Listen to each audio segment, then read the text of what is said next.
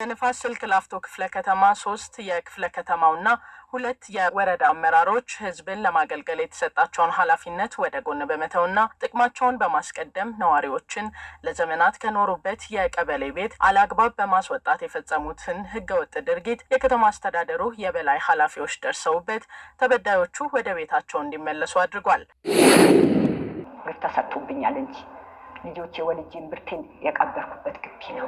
2 ቀን መጣ። በሶስተኛው ቀን ራቆቴ ተተኛው በ12 ሰዓት ልጥ ማጤና ጠፍቶ ወዛደር በቀበሌ 30 ሚሆን ፖሊስ 30 ሚሆን ጭኖ መጥቶ አውጥቶ ጣለ። የካቲት 1 ላይ ከቤት ያስወጣኝ እስከነ ማልተም ወንድሜ ከነሚስቱ 2 ልጆች አሉት። እኔ ከነ ልጆች 4 ልጆች 4 ነን ከኔ ጋር ከቤተሰቦች ጋር በውድቅት ለሊት ያስወጣን 11 ሰዓት ተኩል ነው ግቢውን ሰብሮ የገባው። በሄድኩበት ቦታ በሙሉ ምላሽ ላገኝ አልቻልኩም። ጭራሹን ካርታ ከወጣበት 1 አመት ሆኖታል። ካርታ ከወጣበት አለኝ አቶ አዳነ። የካቲት 19 ለሊት ወጥቶ ነው በሩን ደብድበው እንደ ፖሊስ ደንብ መጥቶ ተነስዋል። ከዛ ልብሳችንና ዕቃችን ጠቅላላ ቁሳቁስ ወስዶ አሁን እንዳለ የት እንዳለኝ አላውቅም። ከዛ ብቻ ልብስ ለብሼ ነው የወጣ። ከዛ እኔ ታማሚ ነኝ ጨረር ልገባ ነው በእናታችሁ እኔ ታማሚ ነኝ መንግስት ደግፈኛል እኔ ካንሰር በሽተኛ ነኝ በሽተኛ ነኝ እኔ ታማሚ ነኝ ብዬ ሳሚ ግሩን ሳምኩ። ራስሽ ጉዳይ ያለም ልጄን አስፈራራ። አሁን ዕቃችን ልብሳችን የት እንዳለ በቃ የቤት ዕቃ የት እንዳለ አላውቅም። ሰርቶ ማስረከብ ትልቁ መርሃችን ነው የሚለው ድርጅታችን ቴምር ሪል ስቴት 8 ፕሮጀክቶችን ገንብተን ያስረከብን ሲሆን ሳር ቤት ላይ ከዚህ ቀደም 4 ሳይቶችን ለሽያጭ አውጥተን መጨረሳችን ይታወቃል። አሁን ደግሞ 5ኛና የመጨረሻው ሳይታችንን እዛው ሳር ቤት ላይ ለእናንተ እነሆ ብለናል። እንዲሁም ከ69 ካሬ ጀምሮ ባለ 1 መኝታ እስከ ባለ 3 መኝታ በ20% ቅድመ ክፍያ ብቻ ቀሪውን በ3 አመት ያለምንም ወለድ የሚከፍሉበትን እድል አመቻችተንላችሁ የቤት ባለቤት እናደርጋችሁ ዝግጅታችንን ጨርሰናል። እንዲሁም የገበያ ማዕከሎችን ስትፈልጉ ለነበራችሁ ደንበኞቻችን ዋና ቦታዎች ላይ በፒያሳ በቃሊቲ ገላንና እንዲሁም በመሃል ቡልጋራ ላይ ከነደንበኛው ይዘንላችሁ መተናል። ከ20 ካሬ ሜትር ጀምሮ ሱቆችን ያቀረብንላችሁ ሲሆን ያለምንም ተጨማሪ ወለድና በትንሽ ጊዜ ውስጥ ከፍሎ የሚጨርሱበትን እድል አመቻችተንላችኋል። ለተጨማሪ መረጃና ሳይቱን ለመጎብኘት በ0928 83 12 19 ይደውሉልን። ቴምር ፕሮፐርቲስ የህልሞ ማረፊያ። ሰላም ጤና ይስጥልኝ። ዛሬ ቀኑ ሰኔ 20 2018 ዓ.ም ለምወዳችሁና ለማከብራችሁ የአዲስ ምንጭ ሚዲያ ቤተሰቦችና ይህንን ለምታዩ በሙሉ ሰላም ይሁን። ከዚህ በማስከተል በዛሬው ዕለት ላቀርብላችሁ የፈለኩት ነገር ብልጽግና የኢትዮጵያ ሕዝብ በከፍተኛ ድምጽ መርጦታል። ተቃዋሚዎችን በተመሳሳይ ሁኔታ በታሪክ ውስጥ ታይቶ በማይታወቅ ደረጃ የሕዝብ ተወካዮች ምክር ቤትንም ይሁን የክልል ምክር ቤቶችን ወንበር ማግኘት ችለዋል። ይህንን ካልኳችሁ በኋላ በቀጥታ ዛሬ የምገባው ብልጽግና ከሚጠብቁት ተግዳሮቶች መካከል አንዱና ትልቁ የሆነው የውስጥ አርበኞች ጉዳይ ነው። ዛሬ በሚገባ የምነጋገረው በውስጥ አርበኞች ነው። ምክንያቱም አንድ ስርዓት የቱንም ያህል ጠንካራ ይሁን ችግር የሚፈጠርበት ውስጥ ካሉ ነቀዞች ነው፣ ቀኝዎች ነው። እነዚህ የሚሰሩት ስራ እጅግ ከፍተኛ የሆነ ተግዳሮት ስለሆነ ሁልጊዜ ብልጽግናን ማድነቃችን በሚሰራቸው ስራዎች እንደተጠበቀ ሆኖ በብልጽግና ውስጥ ያሉ አረሞች፣ ሙጃዎች እንዲታረሙ ግን ማድረግ እጅግ አስፈላጊ ስለሆነ ዛሬ በውስጥ አርበኞች ላይ አተኩሬ ማስተላለፈው መልእክት ይኖራል። ለዚህ መነሻ የሆኑ በርካታ ምክንያቶች አሉ። ከነዚህ መካከል ግን የተወሰኑትን አንስቶ ወደ እናንተ ማቅረብ አስፈላጊ መስሎ ስለታየኝ ነው ዛሬ የቀረብኩት። የመጀመሪያው አስምሬበት የሚለው ነገር ዛሬ የሰማችሁት አንድ ዜና አለ፣ ምናልባትም ከትላንት ጀምሮ። ይህም ዜና በንፋስ ስልክ ላፍቶ ክፍለ ከተማ ላይ 2 የክፍለ ከተማ አመራሮችና 3 የወረዳ አመራሮች መንግስት ለነዋሪዎች ከ580 ሺህ በላይ ቤቶችን ሰርቶና ገንብቶ ባስረከበበትና የቀበሌ ቤት ለሚኖሩ ሰዎች በሙሉ ተለዋጭ በሰጠበት ሁኔታ ውስጥ እንዲሁም 1.5 ሚሊዮን ቤቶች ለመስራት እየተንቀሳቀሰ ባለበት በዚህ ወቅት እጅግ ስግብግብ የሆኑ ከሚፈለገው በላይ ጅብ የሆኑ ተኩላ የሆኑ ነቀዝ የሆኑ የብልጽግና አመራሮች 2 የክፍለ ከተማና 3 የወረዳ አመራሮች የልብ ህመም ያለባቸው ካንሰር ያለባቸው ያው በግፍ የሰዎች ቤት ውስጥ ለመግባት በማይፈቀድበት ሰዓት ጭምር መንግስትና ህገ መንግስት የሰጣቸውን ስልጣን በመጠቀምና የጸጥታ አካላትንም ጭምር በማሰማራት ከሚኖሩበት ቤት አስወጥተው የቀበሌ ቤት ነዋሪ የሚኖሩ ሰዎችን ድርብ ግፍ ፈጽመዋል። እዚህ ላይ መያዝ የሚገባን መሰረታዊ ጉዳዮች ቢኖር አንደኛው አቤቱታቸውን ለሚመለከተው አካል ካቀረቡ በኋላ የክብርት ከንቲባዋ ጽሕፈት ቤት የክፍለ ከተማው ቁርጠኛ አመራሮች አንድ ላይ በመሆን በሰዎቹ ላይ ኢሚዲየትሊ የእገዳና ቀጣይ ደግሞ በህግ የማስጠየቅ ስራ ውስጥ ገብተዋል። ይሄ እጅግ ደረትን በደስታ የሚያሰፋ ዜና ነው። እንኳን ካንሰር ያለባቸው እንኳን ገና ወልዳ አራስ የሆነች እንኳን የልብ ህመም ያለባቸው ሰዎች ማንኛውም ጤናማ የሆነ ዜጋ በጤናማ አካባቢ መኖር መብቱ የመጠበቅ ሁኔታ አለ። ከዚህ በተቃራኒ በሆነ ህገ መንግስታዊ ህጋዊ በሆነ መንገድ ብዙ ሰው ስራ አጥ ባለበት በርካታ ከመንግስት ጋር ሊሄዱ ሰው የሚችሉ አመራሮች ባሉበት ሁኔታ ውስጥ እጅግ አሳፋሪ የሆነ አጸያፊ ራስ ወዳድነት በጣም ግሪዲ ስግብግብ የመሆን ሁኔታ በእነዚህ የክፍለ ከተማ አመራሮች ታይቷል። እንዲህ አይነት ነገሮች ሲያጋጥሙ ማህበረሰቡ መብቱን ለማስከበር እስከ ጫፍ ድረስ መሄድ እንዳለበትና አሁን ያለው አመራር ደጋግሜ እንደተናገርኩት ከፍትህ ጎን ከመቆም ትንሽ እንኳን ዘወር እንደማይል ላረጋግጥላችሁ እወዳለሁ። ብልጽግና በዋናነት ከሚዘምትባቸው ጉዳዮች አንዱ ካልዘመተበትም ከመጠን በላይ ከሚበሉት ጉዳዮች አንዱ የውስጥ አርበኞች። እኔ የውስጥ አርበኛ በታሪክ ማቀው በቀጥታ ለወገን ጦር የሚሰሩ ፋሺስት ጣሊያን ኢትዮጵያን በወረረበት 5 ዓመት ውስጥ ከጣሊያን ጋር ከፋሺስቶቹ ጋር የሚሰሩ በማስመሰል ነገር ግን ለአርበኛ መረጃ በመስጠት ለአርበኞች መድኃኒት ለአርበኞች አሞኛል ብለው እነሱ ያላመማቸውን አርበኞች ያመማቸውን ህመም በመጠየቅና መድኃኒት በመውሰድ የሚሰጡ ለሀገር የቆሙ ከአርበኞቹ ያልተናነሰ የውስጥ አርበኞች ነበሩ። ነገር ግን አሁን ላይ ያሉት የውስጥ አርበኞች ምን አይነት መልክ አላቸው የሚለውን አሳያለሁ። አንደኛውና ትልቁ በታችኛው መዋቅር ውስጥ በተለይ ከህብረተሰቡ ቀጥታ ግንኙነት ያላቸው ወረዳና ክፍለ ከተማ ላይ ያሉ አንዳንድ አመራሮች እንዲሁም አንዳንድ ሴክተር መስሪያ ቤቶች ጉቦ ሳይሆን ሌብነት ህጋዊ ይመስል ወንበሩ የሰጣቸውን የህዝብ ስልጣን ለሌብነት እያዋሉ የሚፋፉ የሚደረጁ የሚጠበድሉ በኔትወርክ የተሳሰሩ ወሮ በላዎች አሉ። እነዚህ ወሮ በላ ነው፣ ሌላ ስም የላቸውም። እነዚህ ወሮ በላ አመራሮች ግን ጀንበር እየጠለቀባቸው መጥተዋል። ለዚህ ነው በየቦታው ላይ ትርምስ እንዲሆን የሚፈልጉት። ለምን? የመንግስት አጀንዳ ከዋና ልማታዊ ስራዎች እንዲሁም እንደዚህ ያሉ ሌቦች በወረንጦ ለቅሞ እንዳያጠፋ በተለያየ ነገር ተወጥረው እንዲያዙ የሚሰሩ ናቸውና የንፋስ ስልክ ላፍቶ ክፍለ ከተማ ውስጥ እነዚህ 3 አመራሮች አንደኛው ማነው 2 የክፍለ ከተማና 3 የወረዳ አመራሮች የመጀመሪያው እኔ እዚህ ጋር አንዳንዴ ምህረት የለኝም ስናገር አሜሪካኖች ደግመዋለሁ አውሮፓውያን ከኛ አእምሯቸው አንሶ አይደለም ተጠርጣሪዎችን ድብና አድርገው ፎቶግራፋቸውን ያሳያሉ። የምን ብዥብዥ ማድረግ ነው? ነገ ወጥቶ እንደዚህ ይሆናል። እድሜ ልኩን እያፈረ ይኑር። በሰራው ነውር በሰራው ብልግና እድሜ ልኩን እያፈረ ይኑር።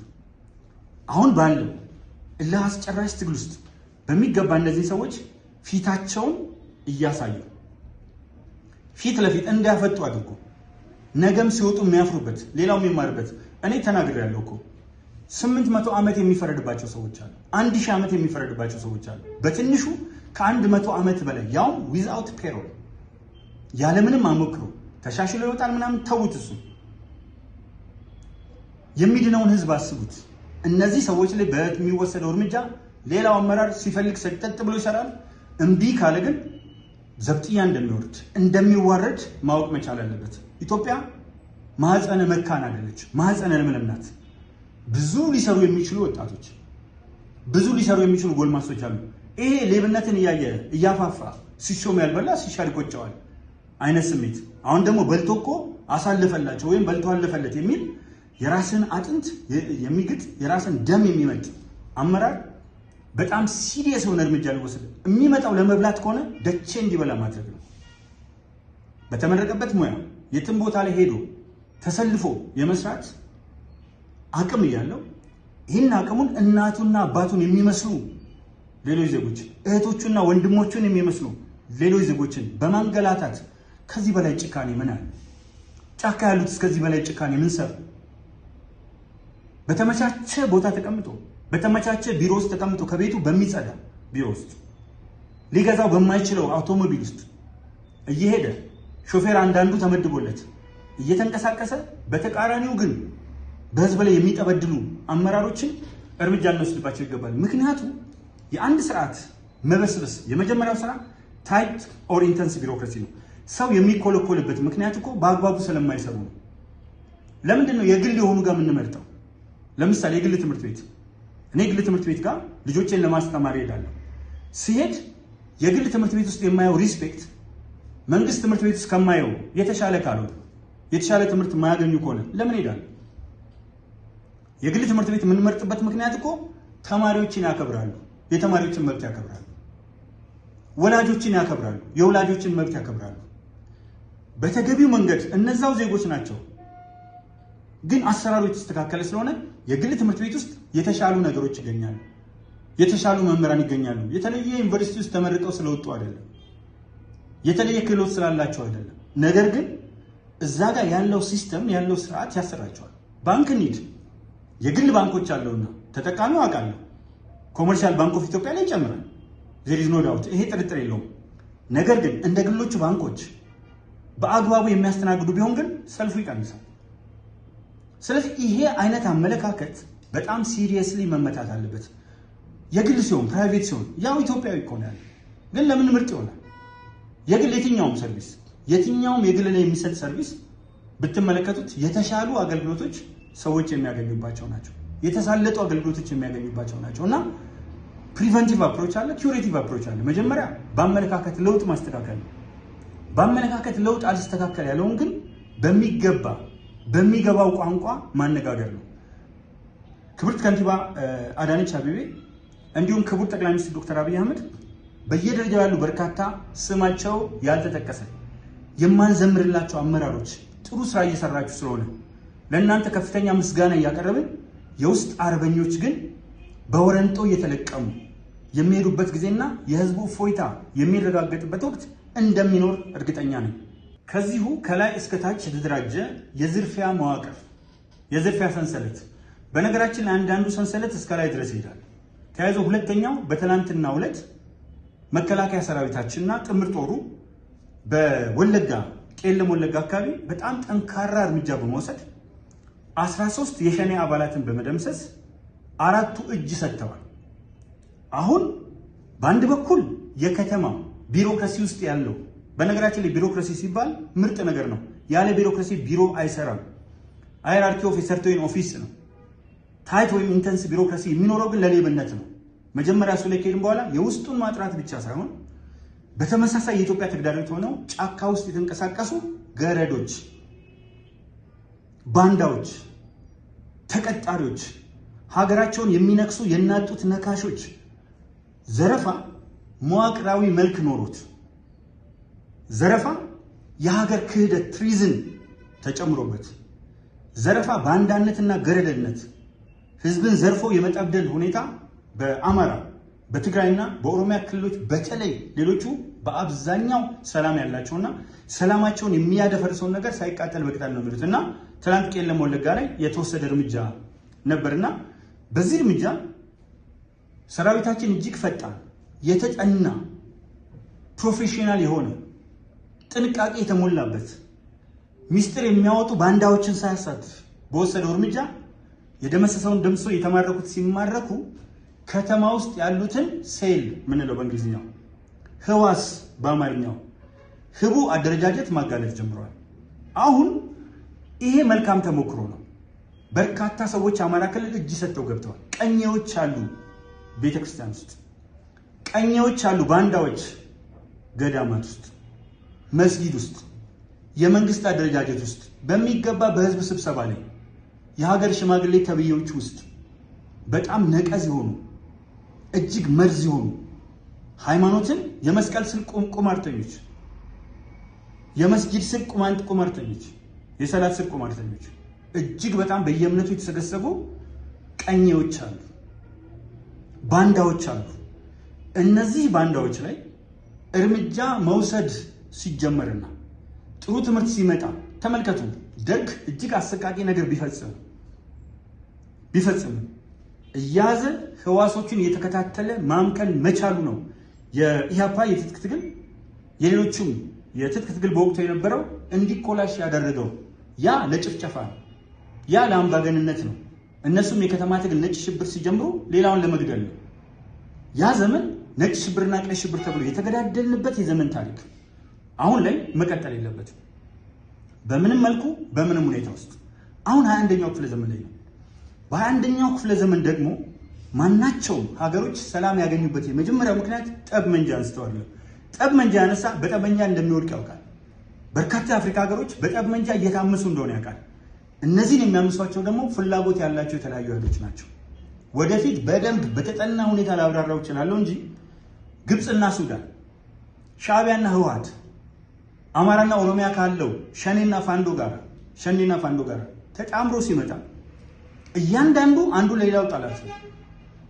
ነገር ግን አንድ የሚያደርጋቸው ነገር የዘረፋ መዋቅራቸው፣ የገንዘብ የፋይናንስ ሶርሳቸው፣ ፋይናንሻል ምንጫቸው አንድ ስለሆነ፣ ስለዚህ አሁን ሸኔ የሚባለው ኃይል በዚህ ሰዓት ምንም አይነት ተደምስሷል፣ እየተደመሰሰም ነው።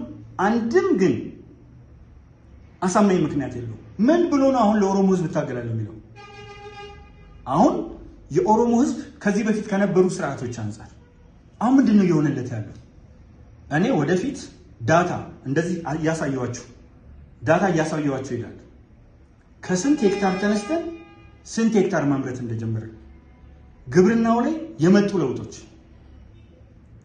አይደለም ማዳበሪያ ሀገር ውስጥ ኤክስፖርት ለማድረግ የተዘጋጀንበት ሁኔታ ከገበሬው አንጻር እነዚህ የሚታዩ ተጨባጭ የሆኑ በእያንዳንዱ ፍራፍሬ ምርት፣ በእያንዳንዱ የአዝርዕትና የአገዳ ሰብል እየመጡ ያሉ ሁለንተናዊ ለውጦችን በነገራችን ላይ እዚህ ጋር አሁን አንዳንድ ጊዜ የአውቶሞቢል ድምፅ ስትሰሙ ክላክስ፣ ሆርን፣ ጥሩምባ በምትሰሙበት ጊዜ ብዙ ጊዜ አሁን ውጭ ላይ ስወጣ በጣም መኪና ተጨናንቋል።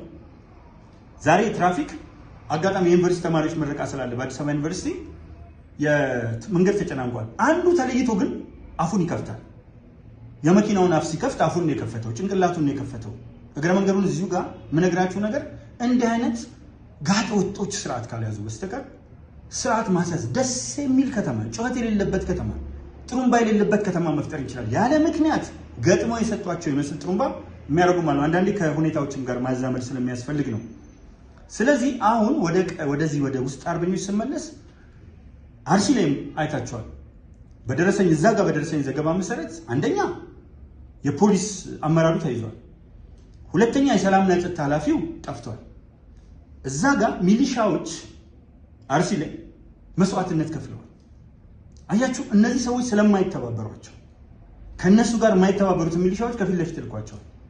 አንድ ጊዜ ቦረናማ አካባቢ እንደዚህ የተደረገ ነገር እንዳለ ሰምቻለሁ። ደራ የሚባል ልጅ ከኋላ ኃይል እንዳይኖረው አድርጎ በወቅቱ እዛ አካባቢ በሚንቀሳቀሱ ታጣቂዎች እንዲመታ የተደረገበት ሁኔታ እንዳለ። ስለዚህ ውስጥ ያሉትን ማጽዳት ከተቻለ፣ ውስጥ ያሉትን ማረም ከተቻለ፣ አመራሩ ትልቅ ጥራት የሚደረግበት ከሆነ ባለፈው አስታውሳለሁ እኔ በቦሌ ክፍለ ከተማ ምክር ቤት ዋና አፈ ጉባኤ የመጀመሪያው አፈ ጉባኤ በታሪክ ውስጥ የቦሌ ክፍለ ከተማ ነው የነበርኩና ዋና አፈ ጉባኤ በነበርኩበት ወቅት ከአዲስ አበባ ፖሊስ ኮሚሽን የመጣው ሪፖርት ላይ በህወሓት ዘመን ነው 444 የፖሊስ አባላት ከሌቦች ጋር ተመሳጥረው አብረው ይሰርቁ ነበር። ዛሬ በየቦታው የማያቸው የፖሊስ አባላት እጅግ መልካም ስራ እየሰሩ ነው። በስነ ምግባር እያገለገሉ ነው። እውነት ለመናገር መመስከር አለብኝ።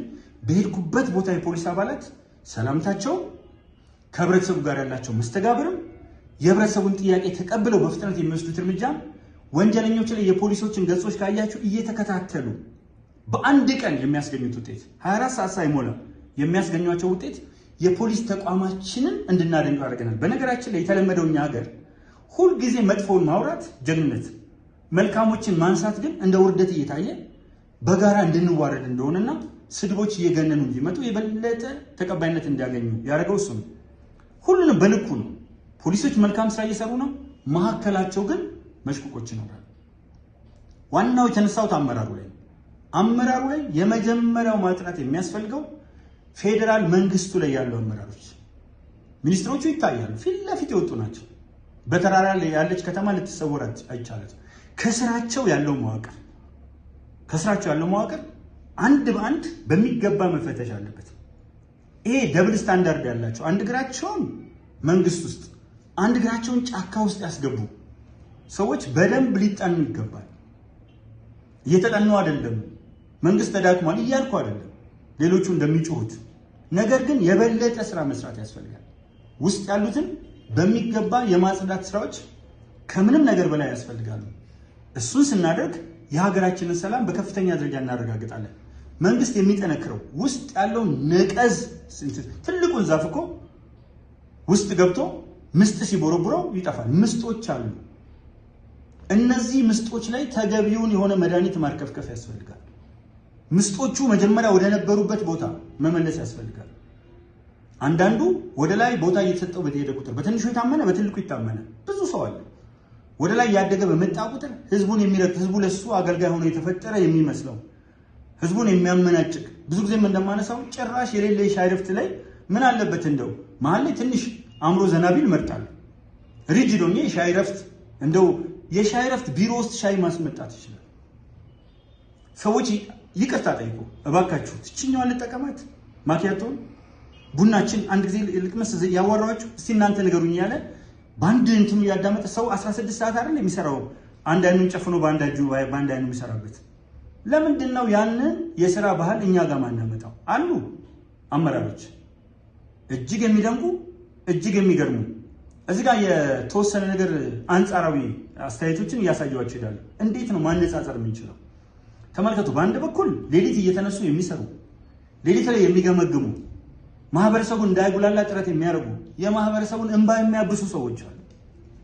በሌላ በኩል ደግሞ እንዴት አድርገን ህዝብን እንባውን አስፈስሰን በህዝብ እንባ ላይ እኛ በእንባ ላይ ዋና እንዋኝ የሚሉ ደግሞ አመራሮች አሉ። ይሄ እኮ ጥያቄ የሚያስነሳ አይደለም፣ የሚታይ ነው። የህሊና ጉዳይ ነው። የተሰጠን ህሊና እኩል ነው። ነገር ግን በተመሳሳይ ሁኔታ ያሉ ሰዎች መጥፋታቸው እጅግ በጣም አስቸጋሪ የሆነ ነው። ሌላው እኛ አመራር ውስጥ አይደለም ብንጮህ እንደ ሚዲያ ነው የምንጮህ። ነገር ግን በሚገርም ሁኔታ ውስጥ ሆነው የሚለው አንድ ጊዜ ትዝ ይለኛል። ስፔሻል ምናምን የሚባል ሰው ነበርና ስሙ ስፔሻል እና ስለ ጸረ ሙስና የሚለፈልፈውን ነገር ስታዩት ዋው ይሄ ሰውዬ የሚገርም ነው ተብሎ ስፔሻል ነው ተብሎ ተመረጠ። ሸማቾች ላይ ነበረ።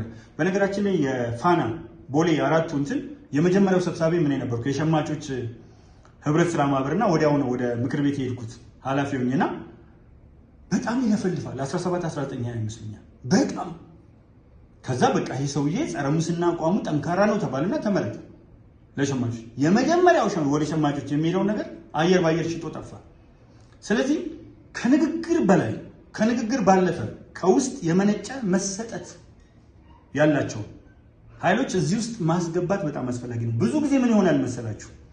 አረሙ የበለጠ ከምርቱ በላይ ካደገ አረሙ እድል ካገኘ ራሱ ፓርቲ ውስጥ አረሙ እድል ካገኘ የህዋትን ታስታውሳላችሁ። የህንፍሽፍሽ እንቅስቃሴዎች የአሽአ ዳይነስቲ ሁልጊዜ እያሸነፈ ነበር የሚወጣው።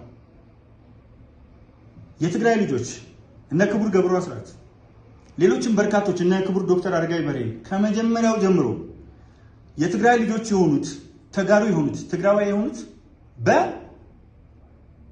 በአሽአ አድዋ፣ ሽረ፣ አክሱም የስብሃት ነጋ የሻዕቢያ ዳይነስቲዎች ይደፈቁ ነበር።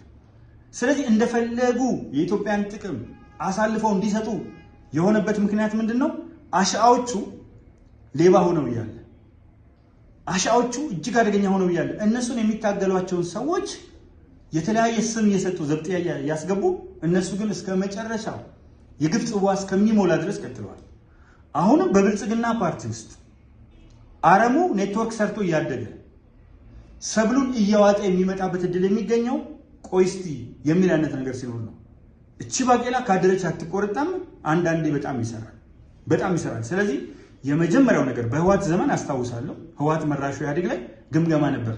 አንዳንዱ ግምገማ በጣም የሚያስጠላ ነበር። ዶንቦስኮ ለ3 ወር የአመራር ስልጠና ገብተን ወይ አውጣ ወይ ውጣ እየተባለ ምንም አይነት ነገር ውስጥ የሌለ ሰው ከውጭ በሚመጡ መረጃዎች ይባረሩ ነበር እና ብዙዎች ሲያለቅሱ አይቻሉ፣ ብዙዎች ሲያዝኑ አይቻሉ። እኛ ጨርሰን ወጣን፣ ግን የማይናቅ ቁጥር ያለው ከመቶ የማያንስ ቁጥር ያለው ተባረረ ወጣ። እንዲህ አይነቱ እጅግ የገነገነ ወይ አውጣ ወይ ውጣ ዘመንም አስቀያሚ ነው፣ እላፊ ሄደ ነው።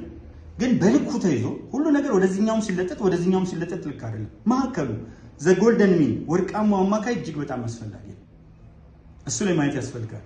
እኔ አሁን እስከሚገባኝ ድረስ የውስጥ አርበኛ ባይኖረው ሸኔ እንዲሆን አይችልም። አሁን ፋንዶ አማራ ክልል የሚንቀሳቀሰው ኃይል ሲወጡ እኮ በደንብ ተናግረዋል። አንደኛ ካህናት ውስጥ የሚሰሩትን ስራ፣ የሀገር ሽማግሌ የተባሉ ሰዎች የሚሰሩትን ስራ፣ ማህበረሰብ ውስጥ ያሉ አመራሮች የሚሰሩትን ስራ፣ ከነማን ጋር እንደሚገናኙ፣ እንዴት ገንዘብ እንደሚገባላቸው፣ አንዳንዴ የተዛባ መረጃ ሊመጣ ስለሚችል ከጫካ ከመጡትም የብቀላ ነገርም ሊኖር ስለሚችል ክሮስ ቼክ ማድረጉ አስፈላጊ ነው። ነገር ግን መረጃ በእንደዚህ አይነት ሁኔታ ውስጥ አይናቅም፣ አይደነቅም።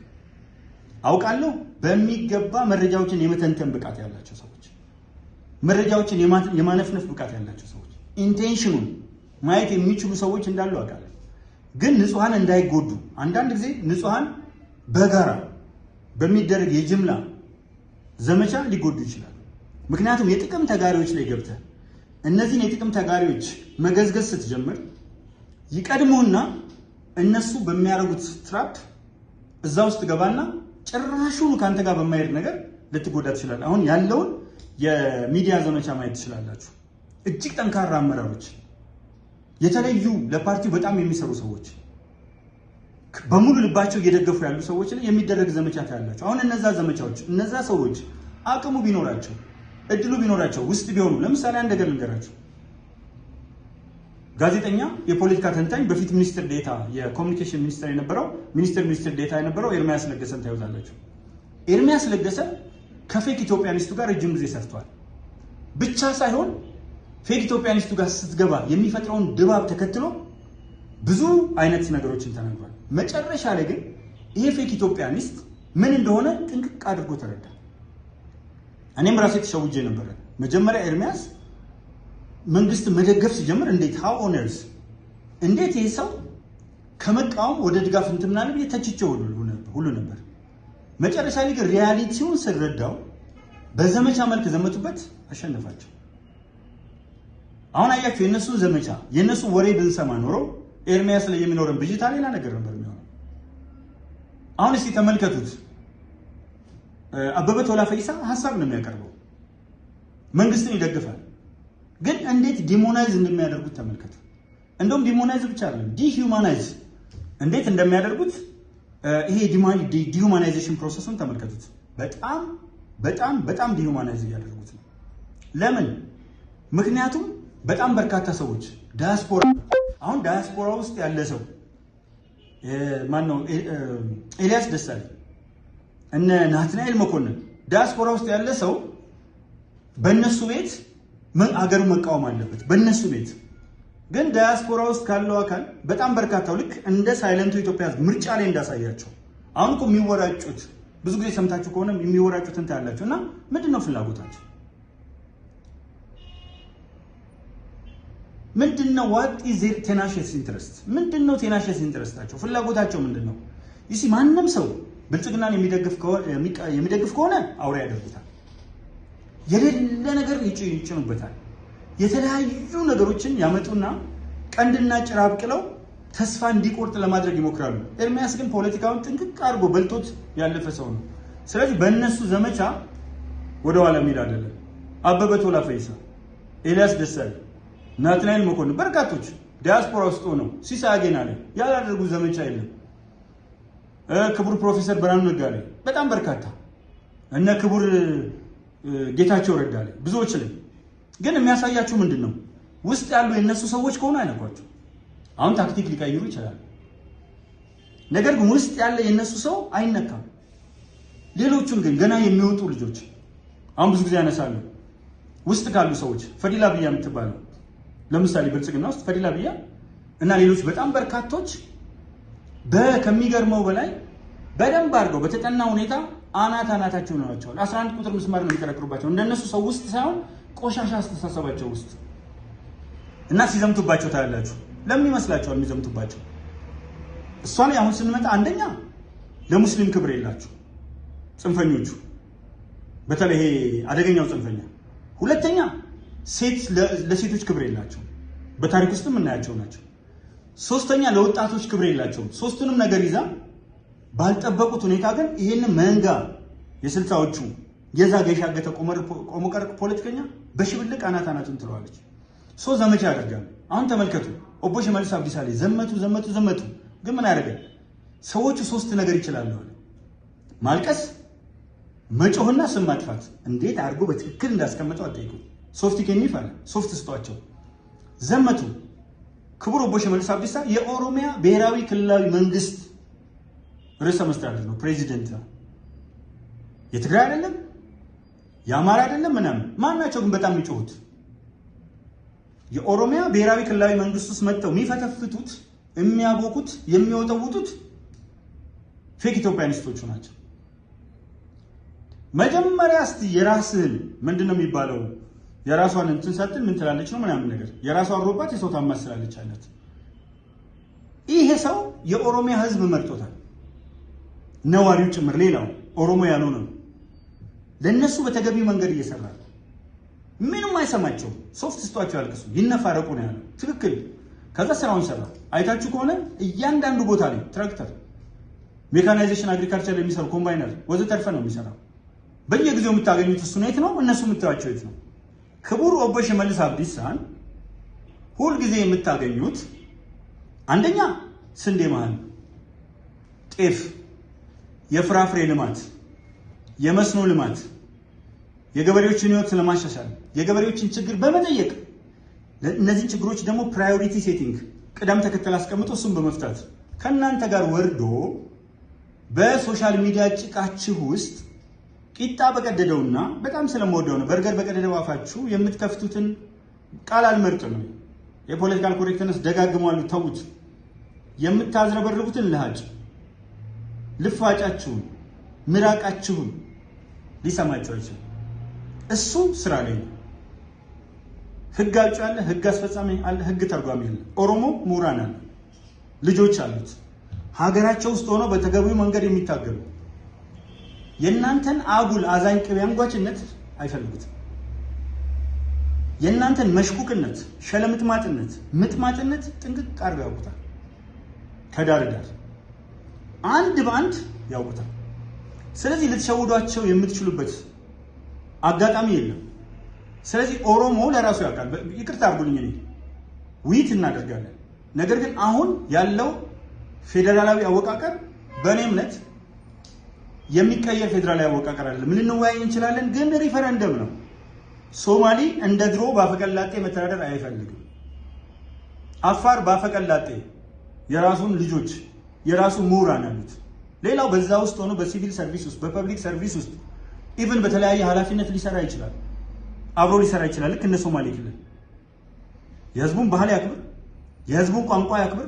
የሶማሊን ብዙ ጊዜ ሶማሌ እያላችሁ ጽፋላችሁ፣ ሮንግ። የሶማሊን ማንነት መቀበል አለበት። ከህዝቡ ጋር የሚኖር መሆን አለበት። በስነ ምግባሩ ለክልሉ የሚሰራ መሆን አለበት። እሱ ላይ እንትን የለም። ከላይ ሆኖ የሚያስተዳድረው ግን መተህ አንተ ያንተን ቋንቋ እንዲለምድ አንተ የሱን ቋንቋ የመልመድ ፍላጎት ሳይኖር አይቻልም። አይቻልም።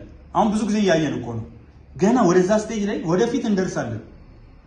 ወደፊት ይሄ በጣም እንደ ዩሮፒያን ዩኒየን ኢኮኖሚክ ኢንቴግሬሽኑ በጣም ማስፋት እንችላለን። ይኸውላችሁ ዞልቨሬን ጀርመን መጀመሪያ ያመጡት ኢኮኖሚክ ኢንቴግሬሽን ኢኮኖሚክ ኢንቴግሬሽናቸው ምንም እንኳን እነሱ ቋንቋቸው የመሳሰሉት ነገር አንድ አይነት ቢሆንም ኢኮኖሚክ ኢንቴግሬሽኑ ወደ ምን መራቸው? ወደ ፖለቲካል ዩኒፊኬሽን አመጣ። አሁን ባለው ሁኔታ ግን አንቲል ዘ ደስት ሴትልስ አዋራው እስከሚረጋጋ ባለው ጊዜ ፖለቲካል ኢንቴግሬሽኑ በተለያዩ አብረን በምንሰራባቸው ነገሮች ካልሆኑ ከክልል አኳያ አሁን ያለው አይነት ሁኔታ ነው እንጂ ማን የትኛው ጥሩ ነው ባይሊንጓል ብንሆን እንደ ማናት አንድ ሀገር ስዊዘርላንድ መልቲሊንጓል ራሱ መሆን ይቻላል። እሱ በሂደት እዛው ሳለ ይመጣል። ግን አሁን በምንመለከትበት ጉዳይ ውስጥ እኛ ካልሆነ በስተቀር ሰማነው እኮ ወጣ፣ ፊት ለፊት ወጣ። በደንብ መመታት አለበት ተደጋግሞ። መዋል በሰው ፊት ለፊት ወጣ። ወልታ ዘተዋዶ ፊት ለፊት ወጣ። አውደ ምህረት ፊት ለፊት እርኩሳን ቆሙ። መንግስት የሚራገሙ የፖለቲካ ቅርሻታቸውን የሚተፉ አባቶች ሳይሆኑ ይቅርታ ለቃሉ በትትና እበቶች በጣም ቤተክርስቲያን ወደ ምሕረት በራፍ ላይ ቆሙ። እያየናቸው ነው።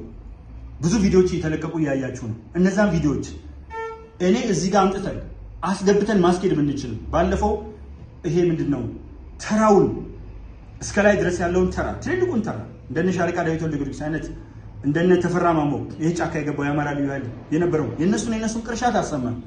የሃይማኖት አባቶች ጋር ግን አንዳንዴ በምክንያትም ጥንቃቄ እናደርጋለን። ግን ስለምትሰሙት ስለምታዩት የሚያስተላልፉት መልእክት አንድም መጽሐፍ ቅዱሳዊ አይደለም፣ አንድም የነሱ ተግባር አይደለም፣ አንድም አንድ ያደርጉናል።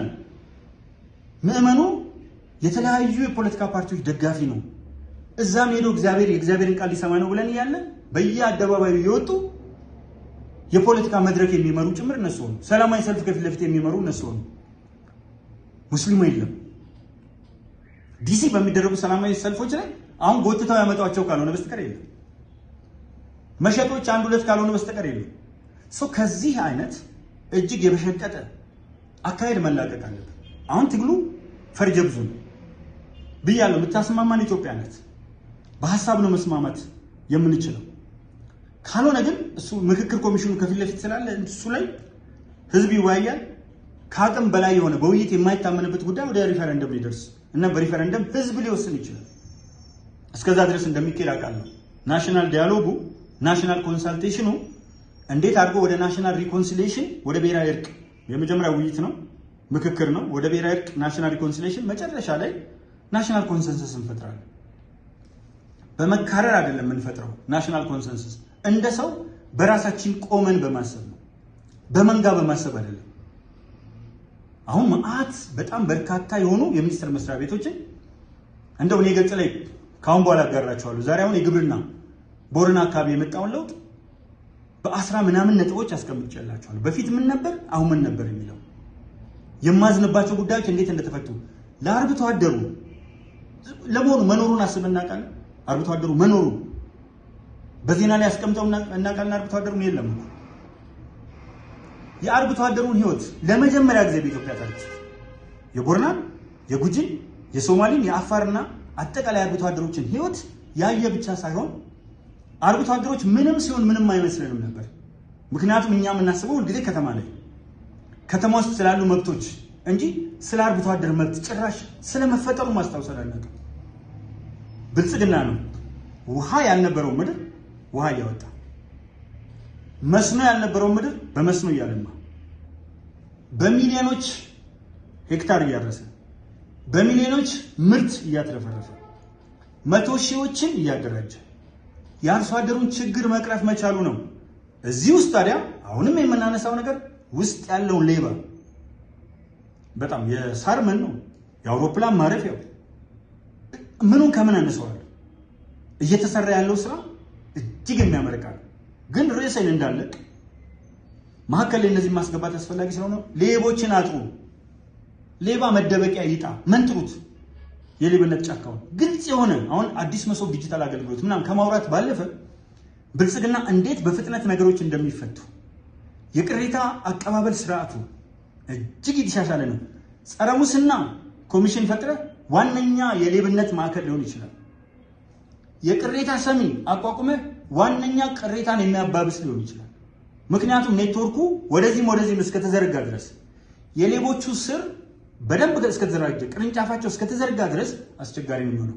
ስለዚህ ከስሩ መንግሎ ለመጣል የሚያስችሉ አሰራሮች ጸረ ሙስና በማድረግ የቅሬታ ሰሚ በማድረግ እንባ ጠባቂ በማድረግ ብቻ እንባ ጠባቂ እንባ ሊያስፈስስ ይችላል።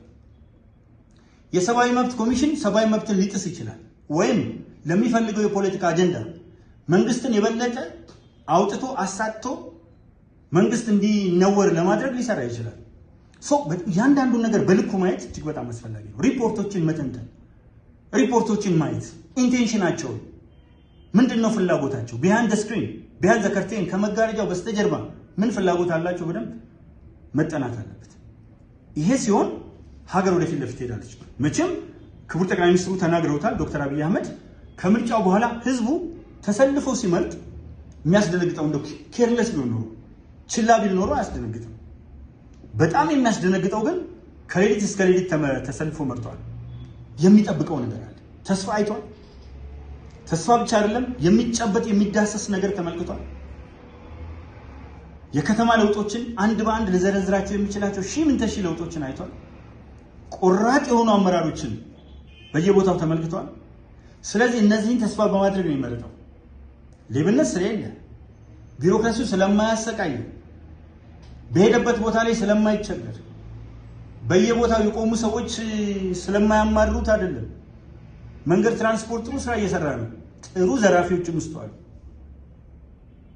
የትራፊክ ፖሊስ በጣም ምርጥ ስራ እየሰራ ነው። ጥሩ ሌቦችም ውስጥ አሉ። ፖሊስ አስደማሚ ስራ እየሰራ ነው። አስገራሚ ሌቦች ግን ውስጥ አሉ። በየመዋቅር ውስጥ አመራሩ ጥሩ ስራ እየሰራ ነው። ቀን ከሌት የሚሮጥ ለለውጥ የምንሆነ ያን ቀን ከሌት እንዴት አድርጌ በልቼ ሲሾም ያልበላ ሲሻር ቆጨዋለን እንዴት አደርጋለሁ የሚል አለበት። ስለዚህ እነዚህ ላይ አተኩሮ መስራት እጅግ በጣም አስፈላጊ ነው።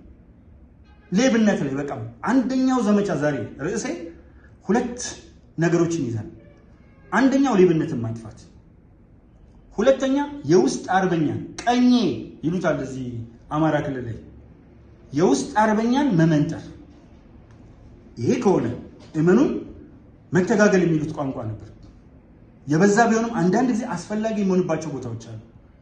በመተጋገል ኔትወርክ ሳይኖርበት ትግሉ ኔትወርክ ከገባበት ሌባውን ለማዳን የሌቦቹ አለቃ የሚተባበር እስካልሆነ ድረስ የሚገመግሙት ሰዎች መድረኩን የሚያስገመግሙ ሰዎች በስነ ምግባራቸው በብቃታቸው መቀመጫው ላይ ቁስል ያለበት ውሻ ቂ ነው የሚባለው ላይ ቁስል ያለበት ውሻ እንደ ልቡ አይንቀሳቀስም ይባላል። እንደ ልቡ አይጮህም። እዚህ በጮኸ ቁጥር ይስበዋል። እንደ ልቡ መጮህ አይችልም ነው የሚለው። እሱ ላይ ቁስል የሌለበት ውሻ ያስገምግም። ከጥላቻ ነፃ የሆነ እከሌ ቢመጣ ቢታይ ቢጎላ እኔን ሊበልጠኝ ስለሚችል አጠገቤ አይደርስም ብሎ ሊጎላብኝ ይችላል የሚለውን ሰው የማይገፉ አመራሮች በጣም ያስፈልጋሉ። እነዚህን አመራሮች በመያዝ ጠንካራ የሆነ አደረጃጀት በመፍጠር ግምገማውን በምዕራፍን በመክፈል አንደኛው ምዕራፍ በሌሎች ሰዎች ሊገመገም ይችላል። እነዛ ነጥቦች ተይዘው ደግሞ ከ3 ወር በኋላ ሌላ ምዕራፍ ግምገማ ሊኖር ይችላል። ምክንያቱም ውስጥ ካልጸዳ ከባድ ነው የሚሆነው። በመጨረሻ መጠንቀቅ ያለብን የሃይማኖት ተቋማት ጋር ከሃይማኖት ተቋማት ጋር ያለን ትስስር እጅግ ሰፊ ነው። ገና ነው ማህበረሰባችን። የሃይማኖት አባቶችን ማክበር መልካም ነው፣ ግን መስማቱን አልተውም። እኔ የሃይማኖት አባቴን የምሰማቸው በእምነቱ መሰረት ሲያራምዱኝ ነው እንጂ ወደ ፖለቲካ ሲገቡ አባ ይሄ እርሶ ስራ አይደለም።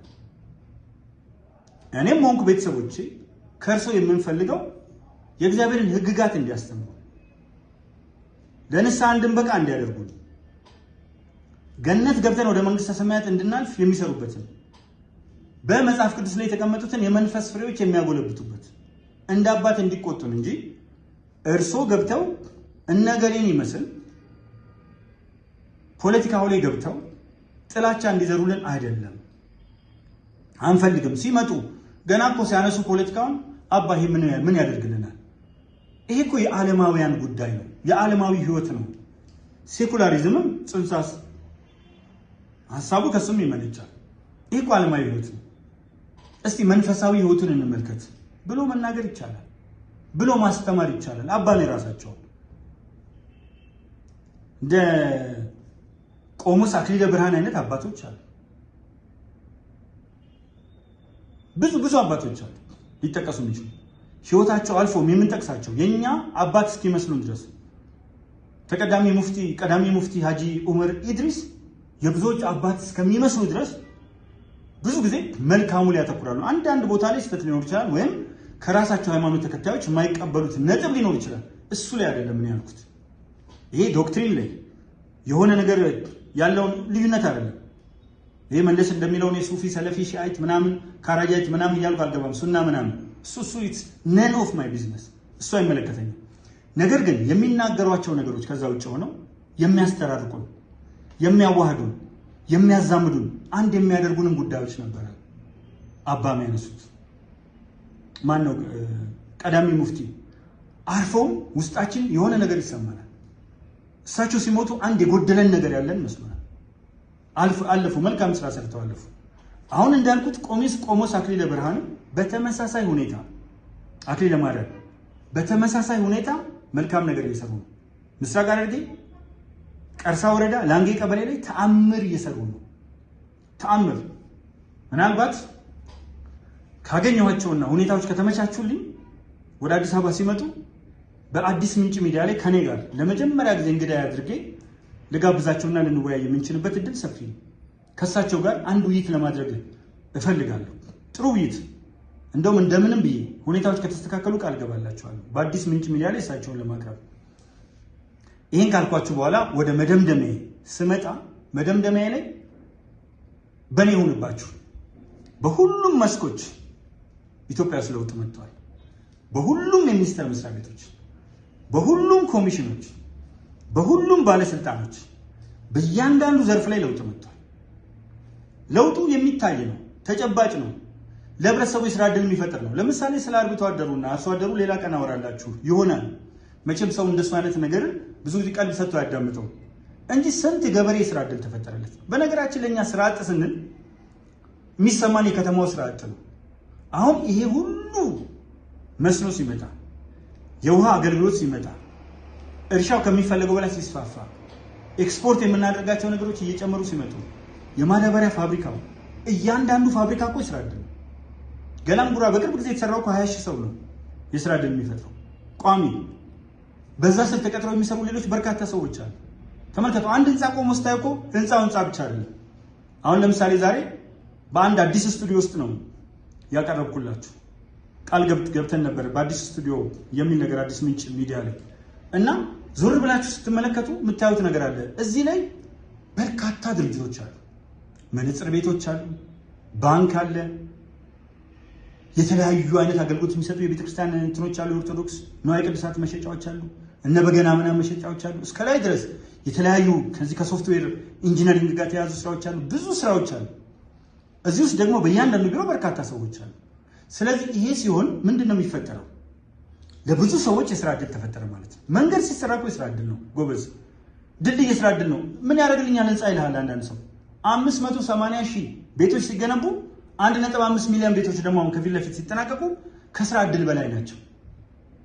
እረ ሰፋ አድርገን እንመልከት። ከስራ ዕድል በላይ ናቸው። ጊዜያዊ ስራ ዕድል ተውት የሚፈጥሩት ነው። አሁን ዝም ብላችሁ ወደ ቡልቡላ፣ ወደ ቦሌ፣ አራብሳ፣ ወደ ተለያየ ቦታ ወደ ለሚ ምናምን ስትሄዱ በየአቅጣጫው ወደ አስኮ መስመር ምናምን ስትሄዱ ሲኖትራኮች ብዙ ታያላችሁ። ማን ጫናቸው? ማን ነው የሚያወርዳቸው የሚያራግፋቸው? ከተራገፉ በኋላ የሚደለድላቸው? አንድ ህንፃዎች ሲሰሩ ስንት ሰው ነው የሚሳተፈው? አርኪቴክቱ፣ ኢንጂነሩ፣ ሲሰራ የሚሳተፉ ሰዎች፣ የኢንዱስትሪ የእቃ ግብዓቶችን የሚያቀርቡ ሰዎች፣ ሲጠናቀቁ በቢሮ ውስጥ የሚኖሩ ሰዎች። መቼም ዝም ብሎ ለዩፎዎች አንአይደንቲፋይድ ፍላይንግ ኦብጀክትስ ለዩፎዎች ወይም ለኤሊየንስ አይደለም እየተዘጋጀ ያለው ለሰዎች ነው። የስራ ዕድል ይፈጥራል። ጎበዝ ረጋ ብለን እንመልከት። እቺ ሀገራችን ሀገሪቱ አይደለም እኔ ጠላቷ ስላልሆንኩ ሀገራችን ብዙ ያለው አንድ ጽሁፍ ላይ አሁን ሳይ ጠዋት ጋዝ እያለኝ ሼር ላደርገው ፈልጌ ተውኩት። ሀገሪቱ 15 ጊዜ ሀገሪቱ ይላል። የማንን ሀገር ነው ሀገሪቱ የምትለኝ? የኔን ሀገሬን። ስለዚህ ከዚህ ጀምሮ መታረም አለብን። እሱ እኮ ነው የሀገር ፍቅር ስሜት የሚያመጣው። ሀገራችን አየህ የኔነት ስሜት አለበት። ሀገሪቱ ስትል ግን የውጭ ናት። አንዳንድ ጊዜ መጠንቀቅ አለብን ለቃላት። አሁን ሶማሌ የሚል ያለው አይወዱም ሶማሌዎች። ጠይቁት ክቡር ሙስጠፌ ዑመርን የክልሉን ፕሬዚዳንት። ሶማሊ ለሉሊ ሶስተኛዋ ፊደል ናት። እንደው አልገባችሁ ያለ ሰዎች የሚከብዳችሁ ከሆነ ለህንጻፉና እግሯ ስር አድርጉ ሶማሊ ይሆናል። ሶማሊ ክልል ላይ በትልቅ እንትኖች ላይ ሶማሌ እየተባለ ይጻፋል። ተናግሯል እኮ ክቡር ሙስጠፌ ዑመር። እኔ የምነግራችሁ ከራሴ ብቻ አይደለም ስሜቱን ሰምቼ ነው። ለምንድን ነው ሶማሌ የምትሉት? ለምንድን ነው ሶማሊያ የምትሉት? ሶማሊ ነን ብሎ ደጋግሞ ተናግሯል። በኢንተርቪውም አስቀምጦታል። አንዳንድ ነገሮች ፖለቲካዊ ትርጉም የሚያመጡ ነገሮች አሉ። ሰው በስሙ ነው መጠራት ያለበት። አሁን ለምሳሌ ሲዳሞ የሚሉ አሉ። አሁን ሲዳማ ነው። ሲዳሞ ድሮ ቀረ። ወላ የሚሉ አሉ። ወላይታ ነው። ጻፍ ተቀበል ማንነታቸውን የሰዎች። በመጨረሻ እስካሁን ድረስ አብራችሁ ስለቆያችሁ እጅግ እያመሰገንኩ፣ በተለይ የምትሰጧቸውን አስተያየቶች እያንዳንዱን ስለምንመለከት የማይረቡ አስተያየቶች ያው ከማይረቡ ጭንቅላቶች የመነጩ ናቸው፣ አይጠቅሙንም። እነሱም ቀጥታ ነው ኢግኖር የምናደርጋቸው። ተገቢ የሆኑ ግን ቢብራሩ በዚህ ላይ ማብራሪያ ቢሰጥ መልካም ነው የምትሏቸውን ከተለያዩ ሀሳቦች ጋር ጨምቀንና አዋህደን እናቀርብላቸዋለን። አሁን ወደ ስቱዲዮም የተሻለ ከድምጽ ብክለትም ከምንም አንጻር የተሻለ ስቱዲዮ ውስጥ ስራ የምንጀምርበት ሁኔታ ስላለ እንግዲህ ወደ እናንተ የበለጠ ተደራሽ ለመሆን በዝግጅት ቢሮ ኖሮን በደንብ ተዘጋጅተን ተደራሽ ለመሆን እናስባለን። ፈጣሪ ኢትዮጵያን ይባርክ። በዚህ አጋጣሚ ጋዜጠኛው ውብሸት ታየን እጅግ በጣም አብዝቼ ላመሰግነው እወዳለሁ። ስለዚህ ይህንን ቻናል ሰብስክራይብ በማድረግ ቤተሰብ በመሆን በየጊዜው የምናስተላልፋቸው መልእክቶች እንድትከታተሉ እጅግ በላቀ ትህትና እጋብዛለሁ። ፈጣሪ ኢትዮጵያን በሙላት በብዛት አትረፍርፎ ይባርክ።